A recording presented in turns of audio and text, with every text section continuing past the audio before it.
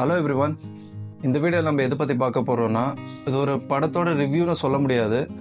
அந்த படத்துலேருந்து நான் என்ன கற்றுக்கினேன் அதுதான் நான் உங்ககிட்ட ஷேர் பண்ண போகிறேன். ஸோ இந்த வீடியோலேருந்து நீங்கள் ஏதாச்சும் ஒன்று டேக்அவே எடுத்துக்கலாம். நீங்கள் இந்த படம் எனக்கு ஒரு க்ளோஸ் டு மை ஹார்ட். ஏன்னா அதில் நடந்த ஒரு நிகழ்வு ஆக்சுவலி நான்லாம் அந்த நிகழ்வுக்குள்ளே நான் போனதே இல்லை. அவ்வளோ கஷ்டம்லாம் நான் பட்டுந்தே இல்லை. ஆனாலும் நம்ம ஏன் சாதிக்கலை, நம்ம ஏன் இவ்வளோ சில விஷயத்துலலாம் நம்ம அவ்வளோ விட்டு கொடுத்துட்றோம். ஒரு விஷயம் நம்மளால் பண்ண முடியலன்னா விட்டுறோம். ஆனால் இந்த படத்தில் நம்மளுக்கு என்ன கற்றுத்தரேன்னா, அந்த விஷயம் நம்ம அந்த இடத்துக்கு நம்ம போனோம்னா நம்ம எவ்வளோ கஷ்டப்படணும், அது முடியலன்னா கூட திரும்ப நம்ம ரீட்ரை பண்ணினே இருக்கணுன்றதான் இந்த வீடியோவில் நான் உங்ககிட்ட சொல்கிறேன். இந்த படத்துலேருந்து நான் அதான் கற்றுக்கினேன். ஸோ எந்த படத்தை பற்றி நான் இப்போ பேசுகிறேன்னா, 12th ஃபெயில் என்ற ஒரு ஹிந்தி படம் ரீசெண்டாக தான் ரிலீஸ் ஆயிடுச்சு அக்டோபரில். அது இப்போ ஓடிடி பிளாட்ஃபார்மில் வந்திருக்கு. ஸோ ஓடிடி பிளாட்ஃபார்மில் வந்தப்போ தான் நான் அந்த படத்தை பார்த்தேன். அந்த படம் ஆக்சுவலி ஒரு நிஜ வாழ்க்கையில் நடந்த ஒரு நிகழ்வை அவங்க படமாக ஆக்கியிருக்காங்க. அந்த நிஜ வாழ்க்கையில் நடந்த ஒரு கேரக்டரோட பேர் மனோஜ் குமார் சர்மா. அவர் இஸ் அன் ஐபிஎஸ் ஆஃபீஸர். அவர் எப்படி ஒரு ஐபிஎஸ் ஆஃபீஸர் ஆகிறாரு தான் இந்த படம். நான் இதில் படத்தோட ஸ்டோரி நான் சொல்கிறதில்ல, சில ஷார்ட் அண்ட் கிறிஸ்பாக சில விஷயங்கள் நான் இதில் பாயிண்ட் அவுட் பண்ணுறேன். ஏதோ ஒரு ஊரில், ஏதோ ஒரு சம்பல் என்ற ஒரு ஊரில் அவர் பிறந்து அது டெக்காய்டி பண்ணுற ஒரு இடம், திருட்டுத்தனம், கொலை கேஸு அந்த மாதிரியெல்லாம் பண்ணுற ஒரு இடம். அந்த இடமே அதுக்கு பேர் போன ஒரு இடம். அந்த இடத்துலேருந்து ஒரு பையன் இப்போ 12th எழுதுகிறான். அதில் சீட்டிங்கெல்லாம் நடக்குது, ஃபெயில் ஆயிடுறான். அப்புறமா அந்த இடத்துல ஒரு டிஎஸ்பி வராரு, அந்த சீட்டிங்கெல்லாம் நடக்கக்கூடாதுன்னு சொல்கிறாரு. இவனும் அதனால திரும்ப ஃபெயில் ஆகிறான். ஸோ இதுக்கப்புறம் அந்த பையன் ஒரு அண்ணன், அவங்க அண்ணனோட ஏதோ ஒரு ஆட்டோ ரிக்ஷா அந்த வேலை பண்ணுறாரு.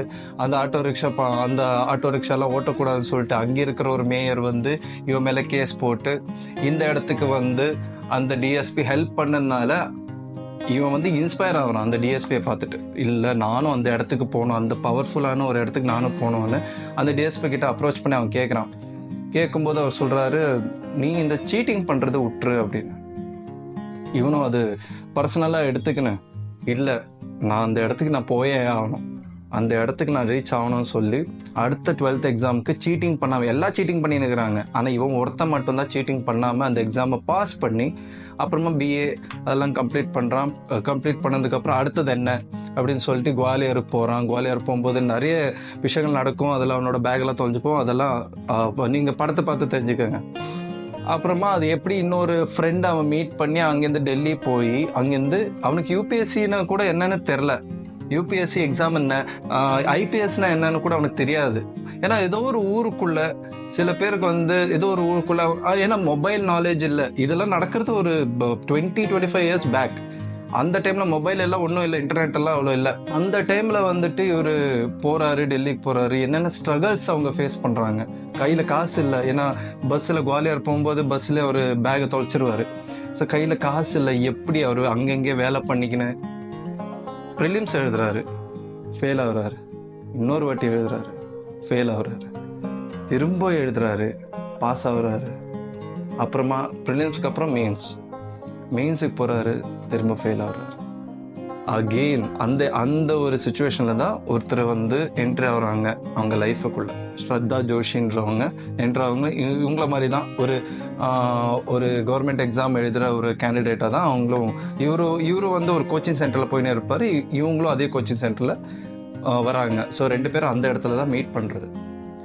அந்த மனோஜ்குமார் ஜோஷியை ஹெல்ப் பண்ணுறது யாருன்னா, அந்த குவாலியரில் இருக்கும்போது அது நீங்கள் அந்த படத்தில் பார்க்கும்போது ஒரு சென்சிட்டிவான ஒரு இடம்.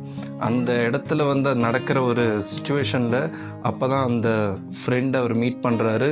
அவர் கூட தான் அவர் டெல்லிக்கு போகிறாரு. அவர் தான் இவங்களை ஹெல்ப் பண்ணுறது, ஒரு ரூமில் தங்க வைக்கிறதா இருக்கட்டும், எல்லாமே ஹெல்ப் பண்ணுறது இவங்க. அப்புறமா தான் அந்த ப்ரிலிம்ஸ் எல்லாம் முடிஞ்சு அப்புறமா தான் அந்த ஸ்ரத்தா ஜோஷி அவங்க இந்த இவங்களோட லைஃப்பில் என்ட்ரு ஆகுது.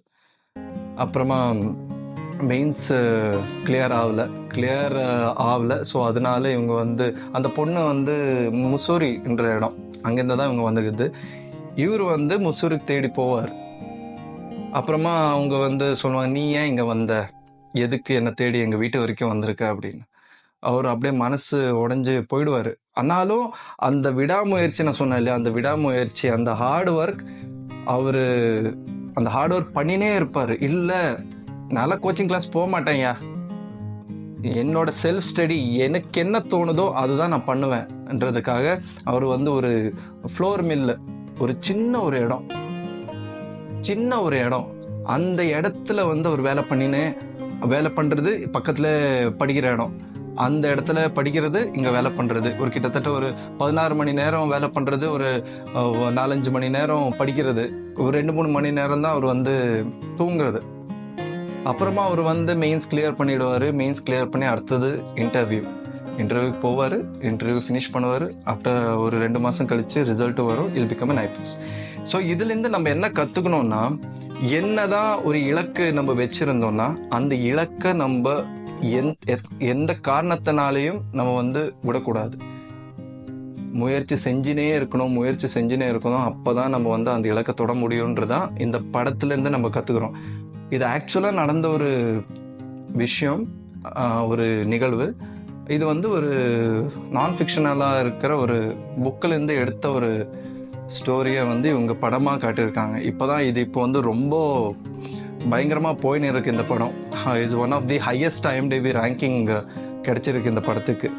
ஏன் ஓப்பன்ஹைமர் என்ற படத்தையே பீட் பண்ணிச்சு இப்போ இது. ஸோ இந்த வீடியோ வந்து நான் எல்லா எக்ஸாம் ஆஸ்பிரன்ஸ், யார் எக்ஸாம்ஸ் எழுதுறாங்க, UPSC கேண்டிடேட்டாக இருக்கட்டும், கெயிட்டாக இருக்கட்டும், எந்த ஒரு எக்ஸாம்ஸாக இருக்கட்டும், அந்த எல்லா எக்ஸாம் படிக்கிற ஸ்டூடெண்ட்ஸுக்காக நான் இந்த ஒரு ஜஸ்ட் ஸ்மால் ரிக்வெஸ்ட் நான் சொல்கிறேன். என்னென்னா, இந்த படத்தை ஒரு வாட்டி பாருங்கள். நம்ம படுற கஷ்டம் எல்லாம் ஒன்றுமே இல்லை. அவர் அவ்வளோ கஷ்டப்பட்டுருக்காரு அந்த UPSC எக்ஸாம் கிளியர் பண்ணி அவர் IPS ஆகிறதுக்காக. ஆனால் இதில் ஒரு எனக்கு டச்சிங்காக இருந்த ஒரு விஷயம் என்னென்னா, அவர் IPS ஆகிடுவார். IPS ஆகிட்டு யாரை மீட் பண்ணுவாருன்னா, அந்த யூனிஃபார்ம் போட்டு, அந்த நான் சொன்னேன் இல்லை, அந்த சின்ன வயசில் அவர் வந்து சம்பலில் ஒரு DSP வந்தாருன்னு சொன்னேன் இல்லையா, அந்த DSPயை அதே யூனிஃபார்மோட போயிட்டு பார்ப்பார்.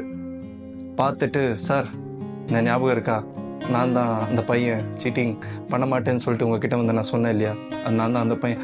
அந்த DSP அந்த டைமில் எப்படி இருந்திருக்கும், அவங்க மனசுக்குள்ளே எப்படி இருந்திருக்கும், அப்படியே கட்டி பிடிச்சிப்பார் அவர். பண்ணிட்டாடா, நீ சாதிச்சிட்டடா. ஸோ அந்த ஒரு சின்ன சந்தோஷம்தான். இன்னொரு படம், இதே மாதிரி ஒரு படம் இருக்குது, The Pursuit of Happinessன்னு சொல்லிட்டு ஒரு வில் ஸ்மித் ஒரு படம். அது கூட நீங்கள் பாருங்கள்.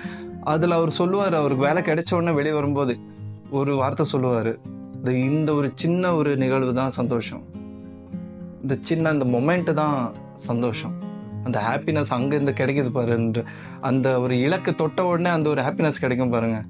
அதுதான் இது உங்களுக்கும் இல்லை எனக்கும் பொருந்தும்.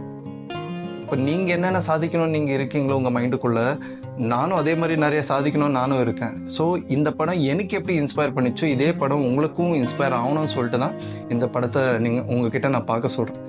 இந்த படத்தை ஒரு வாட்டி பாருங்கள். பார்த்ததுக்கப்புறம் இதே கமெண்ட் செக்ஷனில் வந்து சொல்லுங்கள் எப்படி இருந்துச்சுங்க. ஸோ இந்த வீடியோ உங்களுக்கு பிடிச்சிருந்துச்சுன்னா இந்த வீடியோக்கு ஒரு லைக் பண்ணி கமெண்ட் செக்ஷனில் கமெண்ட் பண்ணுங்கள். மறக்காமல் கமெண்ட் பண்ணுங்கள். கமெண்ட் செக்ஷனில் கமெண்ட் பண்ணுங்கள். ப்ளீஸ் என்னோடய சேனலுக்கு சப்ஸ்கிரைப் பண்ணுங்கள். அண்ட் இந்த பெல் ஐக்கானையும் தட்டி விடுங்க. அதே மாதிரி அடுத்தடுத்த வீடியோ உங்களை தேடி வரும்.